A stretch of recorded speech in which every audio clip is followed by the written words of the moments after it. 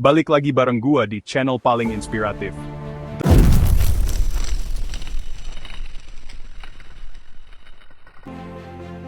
Lo pada bingung kenapa sering jadi pilihan kedua? Sebenarnya, hal itu terjadi tidak sepenuhnya kesalahan yang lo buat. Hanya saja ada beberapa alasan yang bisa dibilang cukup menyakitkan untuk lo dengar.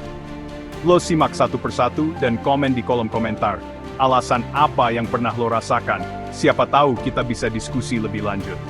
Ayo kita bahas sama-sama apa yang sebenarnya terjadi.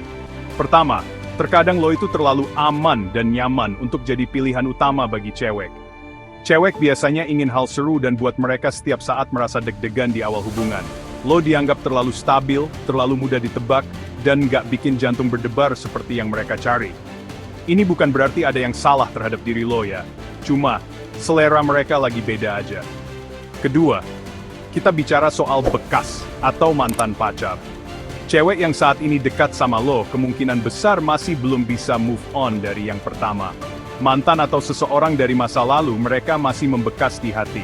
Yang mana lo akhirnya cuma jadi pelarian, pengisi kekosongan, sampai mereka benar-benar move on, atau bahkan lebih parah sampai berharap balikan sama mantannya. Memang cukup menyakitkan untuk lo pahami, tapi ini bukan berarti lo itu gak berharga. Hanya saja lo berada di tempat yang salah aja bro. Ketiga, nah ini agak pahit nih, lo dicap cewek sebagai tipe ideal mereka untuk masa depan. Iya, mereka melihat lo itu sebagai orang yang cocok untuk hubungan serius dan stabil. Tapi sayangnya saat ini mereka belum siap. Cewek ini masih ingin mencoba hal-hal baru atau belum mau berkomitmen. Sakit ya, gua tahu bro.